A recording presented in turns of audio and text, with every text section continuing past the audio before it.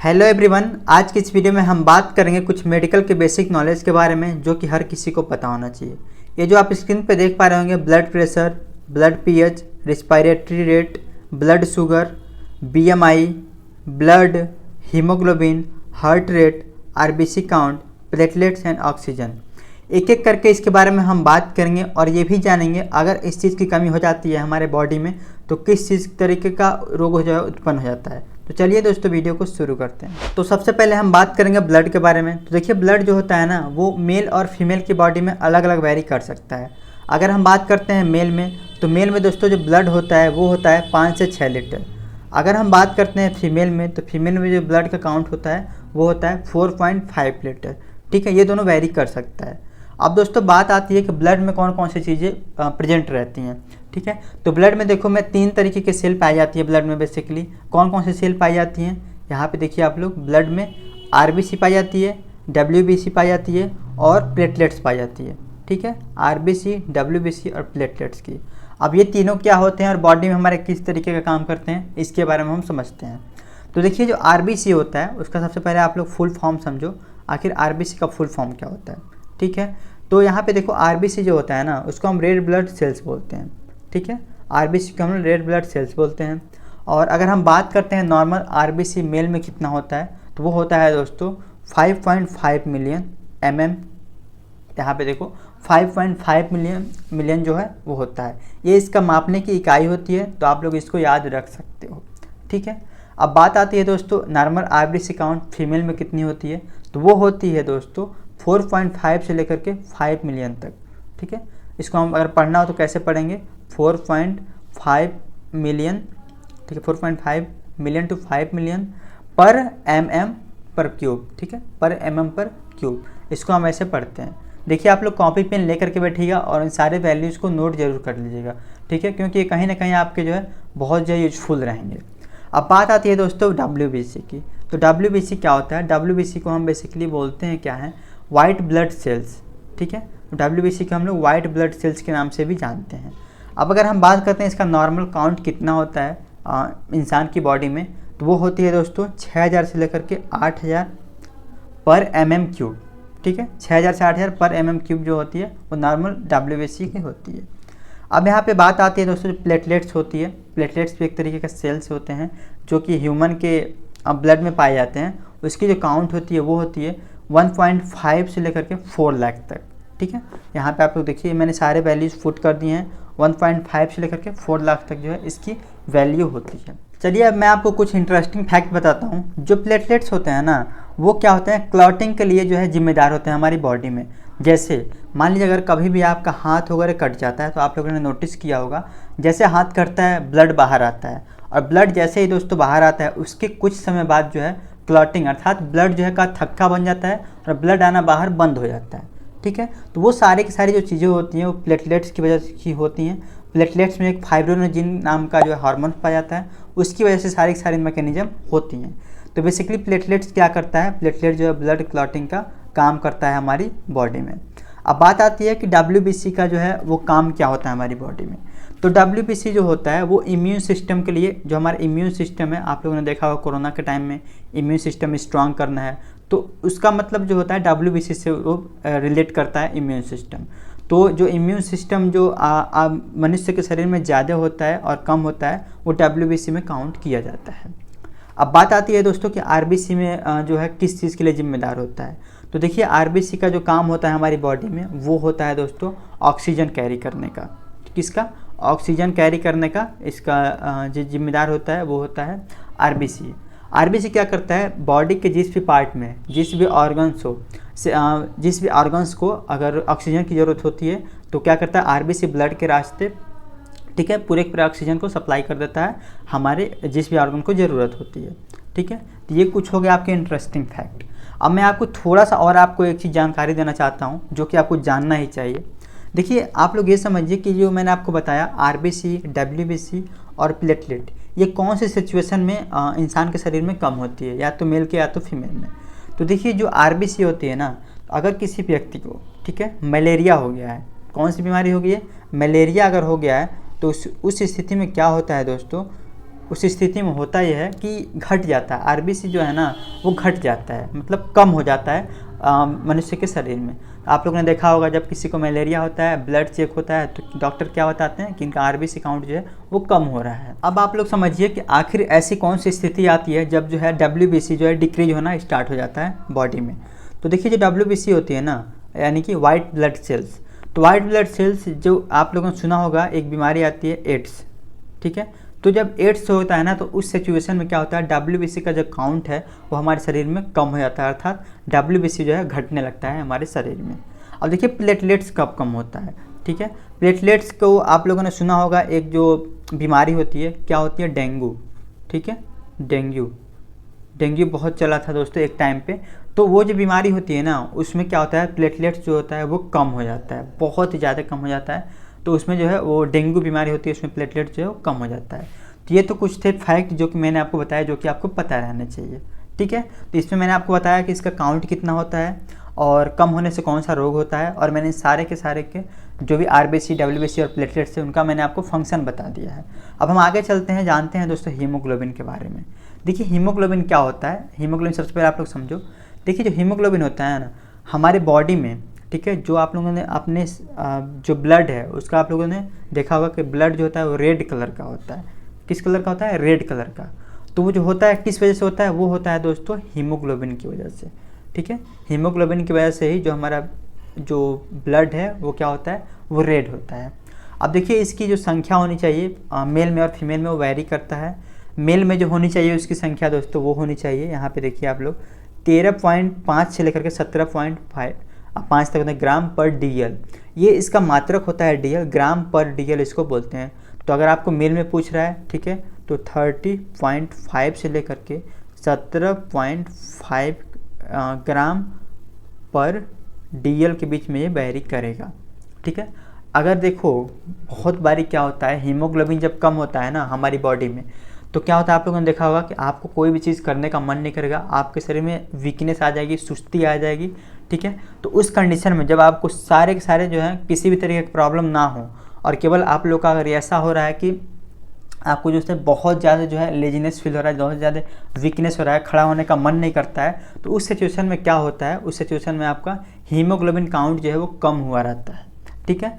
अब देखिए यहाँ पे समझिएगा, फीमेल में जो होता है ना हीमोग्लोबिन काउंट वो वैरी करता है, इनके में होता है 12.5 से लेकर के 15.5 ग्राम पर डीएल, ठीक है। तो आप लोगों ने देखा कि ये मेल और फीमेल दोनों में वैरी करता है। तो मेल में जो होना चाहिए 13.5 से लेकर के 17.5 ग्राम पर डीएल, और फीमेल की बात कर रहे हैं अगर तो 12.5 से लेकर के 15.5 ग्राम पर डीएल होना चाहिए। और जो लेजीनेस वीकनेस आती है वो हीमोग्लोबिन जब कम हो जाता है शरीर में उसकी वजह से ही आती है, ठीक है। अब थोड़ा सा मैं आपको ना हीमोग्लोबिन के बारे में भी एक फैक्ट बताता हूँ। तो देखिए मैंने आपको इसके पहले बताया था कि जो आरबीसी होते हैं ना, ठीक है, आरबीसी, डब्ल्यूबीसी और प्लेटलेट्स, तो आरबीसी की जो है ना, आरबीसी में ही हीमोग्लोबिन पाया जाता है। जैसे आप लोग समझिएगा, यहाँ पे कोई मान लीजिए यहाँ पे कोई दोस्तों आरबीसी है, ठीक है, इस आरबीसी में ना बहुत सारे यहाँ पे हीमोग्लोबिन पाए जाते हैं, जिसकी वजह से क्या होता है, आपका जो ब्लड होता है वो होता है रेड कलर का, ठीक है। इसकी वजह से आपका जो ब्लड है वो होता है रेड कलर का। अब यहाँ पे समझिएगा, आपको समझने की बात यह है कि एक आरबीसी में, ठीक है, एक आरबीसी में दोस्तों 280 मिलियन जो होते हैं हीमोग्लोबिन पाए जाते हैं। तो आप लोग समझ पा रहे होंगे, केवल एक आरबीसी में आप लोग इमेजिन ही करके देखिएगा कि एक आरबीसी में जब 280 मिलियन जो है आपके हीमोग्लोबिन पाए जाते हैं तो कितने ज़्यादा हीमोग्लोबिन पाए जाते हैं, और यही रीज़न है हमारे ब्लड को रेड करने का। अब हम जानते हैं नॉर्मल ब्लड प्रेशर के बारे में। तो देखिए जो नॉर्मल ब्लड प्रेशर होता है ना वो वैरी करता है एज के हिसाब से। तो यहाँ पे आप लोग देख पा रहे होंगे, मैंने यहाँ पे सारा का सारा एज लगा रखा है, और जो आप लोगों ने देखा होगा जो कि डॉक्टर सजेस्ट करते हैं कि हाँ इतना ब्लड प्रेशर होना चाहिए। तो यंग एडल्ट का जो ब्लड प्रेशर होता है दोस्तों 120/80 mmHg जो है इसका वो होता है मात्रक होता है, यानी कि यूनिट होता है, मापने की इकाई होती है। तो यंग एडल्ट की अगर हम बात करें तो 120/80 होता है mmHg।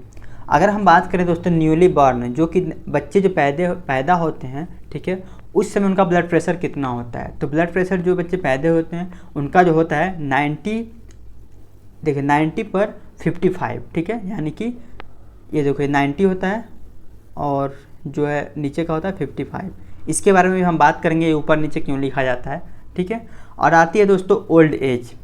तो ओल्ड एज ना, जैसे 60 साल से ऊपर के जो लोग हो जाते हैं उनको ओल्ड एज जो है बोलते हैं। तो उनका जो बीपी होता है ना, उनका 150 90 ये वेरी करता रहता है। तो अगर एज ज़्यादा हो गया है, ठीक है, तो ओल्ड एज में इतनी बीपी जा सकती है। अब देखो यहाँ पे बात आती है दोस्तों कि हाई कब होता है ब्लड प्रेशर, लो कब होता है और वेरी लो कब होता है। तो देखिएगा, अगर किसी भी एडल्ट का, ठीक है, अगर उनका बीपी जो है नॉर्मल बीपी से यानी कि 120/80 से अगर ऊपर हो रहा है, यानी कि 140/90 हो जा रहा है, तो ये जो होता है वो आपके हाई ब्लड प्रेशर में काउंट होता है। और वेरी हाई हो जाता है अगर 150/95 mmHg, इस सिचुएशन में आपको डॉक्टर से कंसल्ट करना चाहिए। क्योंकि इस सिचुएशन में आपको क्या होता है, आपको दिक्कत होने लगती है, अंदर से फीलिंग जो बेचैनी होने लगती है, घबराहट होने लगती है। तो इस सिचुएशन में आपको डॉक्टर से कंसल्ट करना चाहिए और थोड़ा खान पान पे आप लोग को ध्यान देना चाहिए। और आप लोग जो है सुबह सुबह एक्सरसाइज आपको ज़रूर करना चाहिए, चाहे आप लोग ब्लड प्रेशर हो या ना हो, लेकिन मैं रेकमेंड करूँगा आपको कि आप लोग को सुबह सुबह एक्सरसाइज ज़रूर करना चाहिए। अब बात आती है दोस्तों वेरी लो कब हो जाता है। तो देखिए, वेरी लो जब होता है ना, तो उसमें कंडीशन में 90/60 का। देखो, मैं यहाँ पे आपको बीपी से रिलेटेड एक इंटरेस्टिंग चीज़ बताता हूँ जो कि आप लोग घर पे या कहीं पे भी अप्लाई कर सकते हो। देखो, अगर किसी भी लोग का, ठीक है, बीपी जो है अचानक से ज़्यादा हो जाता है, ठीक है, अचानक से अगर बीपी ज़्यादा हो जाता है, उस स्थिति में आप लोग उनको शुगर दे सकते हो, शुगर का घोल बना करके दे सकते हो। बहुत जल्दी रिलीफ करता है ये, और इस स्थिति में जो है ब्लड प्रेशर जो होता है वो नॉर्मल हो जाता है, ठीक है। इंस्टेंट का मैं बता रहा हूँ आपको, ये कोई परमानेंट मेथड नहीं है, टेम्परेरी आप लोग दे सकते हो। या तो आप लोगों ने देखा होगा मीठा में जो है, मीठा में आप लोग कोई भी मीठा दे सकते हो, ठीक है, जिससे कि उनका जो है ब्लड प्रेशर कुछ टाइम के लिए जो है वो डिक्रीज हो जाए और नॉर्मल हो जाए, ठीक है। और देखो, बात आती है अगर किसी भी लोगों का अगर ब्लड प्रेशर जो होता है, ठीक है, वो अचानक अगर लो हो जाता है और आप लोगों को पता चल रहा है कि ब्लड प्रेशर लो हुआ है, उस स्थिति में आपको करना क्या है, नमक का घोल बना करके दोस्तों, नमक का घोल बना देना है, नमक का घोल, और उसको जो है पिला देना है। तो उस स्थिति में जो है आप ब्लड प्रेशर जो होता है वो क्या होता है दोस्तों, वो मेंटेन हो जाता है, यानी कि बढ़ जाता है, ठीक है। और एक चीज़ और मैं आपको बता देना चाहता हूँ, बीपी अगर कम होती है, ठीक है, बीपी अगर कम होती है तो उस स्थिति में आप लोग एग खिला सकते हो, ठीक है। या आप लोग एक जैसे ही खिलाओगे ना, तो क्या 2 एग खिला देना, उस समय क्या होगा, रिकवरी कर लेता है बीपी को बहुत ही जल्दी, यानी कि 10 से 15 मिनट में समझो अपना एक्शन स्टार्ट कर देता है। चलिए, अब आप लोग एक और चीज़ समझ लीजिए कि आखिर जो भी बीपी होता है, काउंट होता है, वो 120/80 में ही काउंट क्यों होता है, ठीक है। आप लोगों ने कभी नोटिस किया होगा कि हमेशा जो है 120 ऊपर रहता है और 80 नीचे रहता है, ठीक है। जैसे यहाँ पर आप लोग देखिए इस मशीन में, ठीक है, इसको स्फेग्नोमैग्नोमीटर बोलते हैं इस मशीन को, और यहाँ पे भी देखिए 120/80 है, ठीक है। तो इसका मतलब एक्चुअल में क्या हुआ समझिएगा। देखिए, जो 120/80 होता है ना, तो 120 होता है वो होता है दोस्तों सिस्टोलिक प्रेशर, ठीक है, हमारे हार्ट का सिस्टोलिक प्रेशर होता है, ठीक है। और जो 80 होता है वो होता है डायस्टोलिक प्रेशर, ठीक है। क्या होता है, डायस्टोलिक प्रेशर।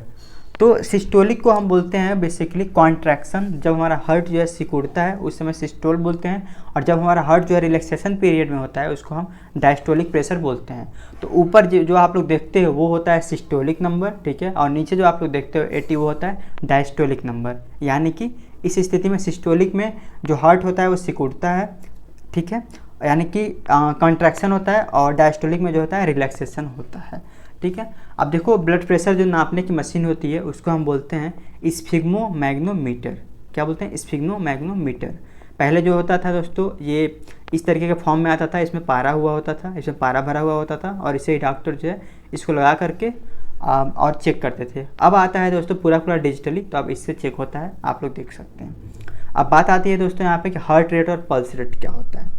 बात समझते हैं, हार्ट रेट और पल्स रेट आखिर होता क्या है। देखिए, हार्ट रेट और पल्स रेट ना दोनों सेम ही होता है। जब हमारा एक बार हार्ट जो है बीट करता है उस समय जो है एक पल्स जनरेट होता है। क्या होता है, एक पल्स जनरेट होता है। तो नॉर्मल जो होना चाहिए हार्ट आप कर रहे हैं तो वो होना चाहिए 72 पर मिनट, ठीक है, 72 पर मिनट। ये चीज़ वैरी कर सकता है अलग अलग एज ग्रुप में। तो आप लोग मैं बता दूं, अगर 60 से 100 तक आपका जा रहा है ना जो हार्ट रेट, तो आप लोग जो है नॉर्मल काउंट हो सकते हो, ठीक है, नॉर्मल काउंट हो सकते हो आप लोग, मतलब आपका जो है हार्ट रेट नॉर्मल है, कोई दिक्कत नहीं है। अगर यहाँ पे आप लोग देख पा रहे होंगे ये 100 होना चाहिए, अगर 100 से जो है ज़्यादा जा रहा है तो ये आपका जो हाई हार्ट रेट होता है। इस स्थिति में आपको एक्सरसाइज करने की ज़रूरत है, ठीक है, थोड़ा आपकी डाइट पे ध्यान देने की ज़रूरत है। और आपको जो है ज़्यादा दिक्कत होती है तो आप डॉक्टर से कंसल्ट कर सकते हो। अब आगे बात करते हैं बॉडी मास इंडेक्स की। देखिए बॉडी मास इंडेक्स बहुत ही इंपॉर्टेंट चीज़ होती है। आप लोग कभी भी डॉक्टर के पास जाते हो तो आपको बोलते हैं वो BMI निकालना पड़ेगा। तो देखिए BMI का क्या सिस्टम होता है। BMI से ना आपके जो है शरीर का एक्चुअल चीज़ पता होता है, एक्चुअल आपका वेट कितना है और आपका शरीर जो है क्या किसी जो है मोटापे का शिकार होने वाला है या तो आपके शरीर में किसी तरह की प्रॉब्लम जो है आ रही है, वो BMI के थ्रू जांच होता है। समझिएगा BMI में क्या होता है। BMI में दोस्तों ना आपको दो चीज़ ज़रूरी होती है, एक तो आपका वेट, ठीक है, और एक तो आपकी हाइट। ये दो चीज़ रख के आपको BMI निकाला जाता है, ठीक है। अब देखो BMI निकालने के बाद डॉक्टर निकालते हैं, निकालने के बाद जो रिजल्ट आता है उसके हिसाब से मैं बात करूँगा यहाँ पे। तो अगर रिजल्ट आ रहा है दोस्तों 18.5 से नीचे आ रहा है, यानी कि कम आ रहा है, तो आप लोग अंडर वेट हो, यानी कि आपकी उम्र के हिसाब से आपका जो वेट है वो अभी कम है, आपको और वेट बनाने की ज़रूरत है। अगर आपका वेट 18.5 से 24.9 में आ रहा है, ठीक है, वेट नहीं, आपका अगर नंबर आ रहा है जो कैलकुलेशन किया गया उसका नंबर आ रहा है, तब जो आपका नॉर्मल वेट है, ठीक है। अगर आपको जो नंबर है, ठीक है, जो आपका नंबर है वो 25 से लेकर 29 के बीच में आता है, तो उस समय आप लोग ओवर वेट हो, यानी कि इसमें आपको थोड़ा सा डाइट लेने की ज़रूरत है, ठीक है, थोड़ा ध्यान देने की ज़रूरत है खान पीने पे, और थोड़ा सा एक्सरसाइज ज़रूरत है आपको, ठीक है। और इस समय जब आप लोग मोर देन 30 हो रहा है तो आपको समझ आना आपको ओबेस अर्थात मोटापे के शिकार होने वाले हो आप लोग, ठीक है। तो ये चीज़ होता है बॉडी मास इंडेक्स। देखिए मैं आपको इसमें एक चीज़ बताता हूँ बॉडी मास इंडेक्स में। जब भी आप लोग डॉक्टर के पास जाना, ठीक है, तो सबसे पहले आप लोग देखते हो कि बॉडी मास इंडेक्स ही चेक करते हैं और इसी के हिसाब से आपको जो है प्रिस्क्राइब करते हैं दवा को, ठीक है। तो ये चीज़ें होती हैं बॉडी मास इंडेक्स कहलाती हैं। अब बात आती है दोस्तों रेस्पिरेटरी रेट क्या होता है। तो रेस्पिरेटरी रेट मैं आपको बता देना चाहता हूँ। देखो जो रेस्पिरेशन रेट होता है ना, हम एक बार में, ठीक है, कितनी बार सांस लेते हैं उसको हम बोलते हैं रेस्पिरेटरी रेट, ठीक है। तो यहाँ पे देखो ये चीज़ वैरी करता है, कब कब वैरी करता है। नॉर्मल जो मेंस या वुमेंस होती हैं उनका जो होता है वो होता है दोस्तों कितना, वो होता है 12 से लेकर के 16 तक, ठीक है। अब देखिए 12 से लेकर 16 तक जो आप ये चीज़ देख पा रहे होंगे, यानी कि 12 से लेकर के 16 ब्रीथ पर मिनट, यानी कि पर मिनट में एक व्यक्ति जो है वो 12 से लेकर के 16 बार सांस लेते हैं।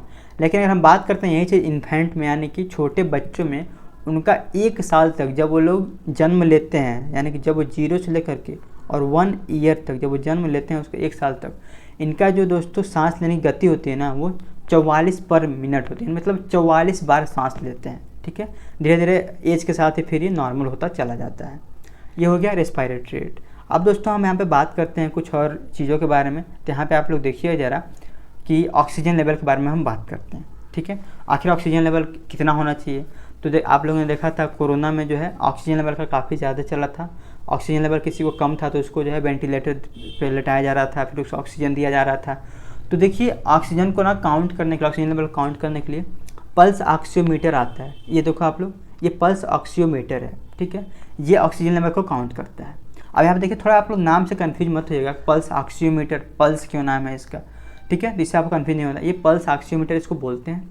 और अगर किसी व्यक्ति का जो है यहाँ पे तो ऑक्सीजन लेवल 95 से लेकर 100 तक आ रहा है वो सबसे बेस्ट माना जाता है, ठीक है। और नॉर्मल जो होता है वो 94 होता है। बात करते हैं लो ऑक्सीजन लेवल की, तो ये होता है 90 से लेकर 93 तक।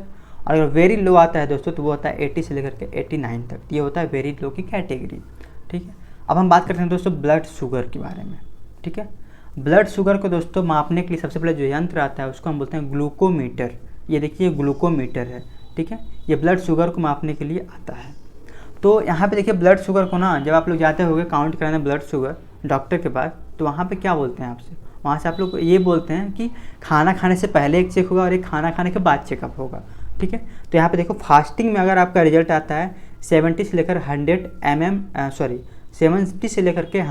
mg/dl, इसका मतलब ये हुआ कि आप लोग जो है नॉर्मल है, ठीक है, मतलब आपका जो किसी तरह का कोई शुगर नहीं है।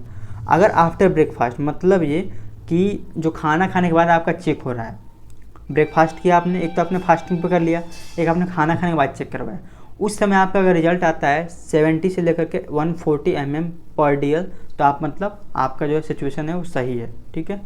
अगर यहाँ पे देखिए 100 से लेकर के, ठीक है, 125 आपका आ रहा है, आपका जो काउंट है वो 100 से लेकर के 125 DL आता है, ठीक है। तो इस सिचुएशन में आपका क्या है, इस सिचुएशन में जो है दोस्तों, ये आप प्री डायबिटिक की स्थिति में, मतलब डायबिटिक आपका प्री जो स्टेट है वो स्टार्ट हो चुका है, प्री स्टेज। अब ये जो काउंट है ना, ये कहता है फास्टिंग का, मैंने यहाँ पे दिखाया है, ठीक है।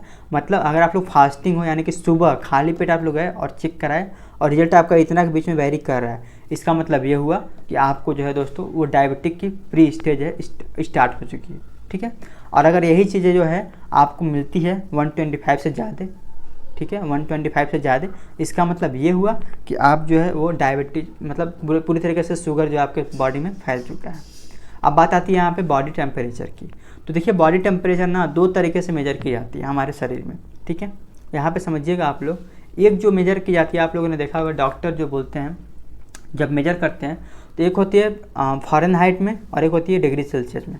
लेकिन मोस्टली जो है जो थर्मामीटर होता है ना, उसमें क्या होता है, वो फ़ारेनहाइट में ही काउंट होता है, ठीक है। मतलब मान लीजिए यहाँ पे एक थर्मामीटर है, ठीक है, एक थर्मामीटर यहाँ पे हो गया, यहाँ बना दे रहा हूँ। तो इसमें जो होता है ना दोस्तों, ये फ़ारेनहाइट में ही काउंट होता है, ठीक है। इसमें पारा भरा रहता है और इसी के थ्रू आपका जाँच होता है। और अब तो आप लोगों ने डिजिटल थर्मामीटर भी देखा होगा। तो नॉर्मल जो रेंज होनी चाहिए वो होनी चाहिए आपकी टेम्परेचर जो होना चाहिए बॉडी की, वो होना चाहिए 98.6 फ़ारेनहाइट। अगर हम इसकी सेल्सियस में बात करें तो वो होता है 90, अगर हम इसकी सेल्सियस में बात करें दोस्तों तो वो होता है 37 डिग्री सेल्सियस, ठीक है। अगर आपका जो है 99 फ़ारेनहाइट है अगर आपका बॉडी का टेम्परेचर, उसका मतलब ये होगा कि आपको फीवर जो है वो लो फीवर है। आप लोग का देखते होंगे गांव में क्या बोलते हैं कि अंदर से बुखार है, मतलब शरीर गर्म नहीं रहता है उनका, लेकिन अंदर से उनको बुखार रहता है, ठीक है। उस स्थिति में क्या होता है, बुखार जो बाहर नहीं आता, वो अंदर से अंदर ही रहता है, उनको लो फीवर आता है, ठीक है। और यहाँ पे दोस्तों आता है हाई फीवर। तो इसमें क्या होता है ना, बॉडी जो है बहुत तेज, इसमें तपन होने लगती है, टेम्परेचर बहुत ही ज़्यादा हाई हो जाता है शरीर का, और इस में आपको क्या होता है कि हाई फीवर हो जाता है, ठीक है। तो यही सारी चीज़ें थी बॉडी टेम्परेचर के बारे में। आई होप कि आपको सब कुछ समझ में आ गया होगा और आप लोगों ने कॉपी पेन पे नोट कर लिया होगा इसको, जो भी मैंने आपको चीज़ें बताई हैं। अगला वीडियो आप लोग किस पे चाहते हो आप लोग कमेंट बॉक्स में ज़रूर बताइएगा, मैं उस पर सेपरेट वीडियो बनाने की कोशिश करूँगा। और मेरे चैनल दोस्तों फार्माव्यू पे हर एक दवाई के बारे में जानकारी दी जाएगी, तो आप लोग मेरे चैनल को सब्सक्राइब करके बेल आइकन को प्रेस कर सकते हैं, जिससे कि आपको हर एक वीडियो की नोटिफिकेशन सबसे पहले मिले।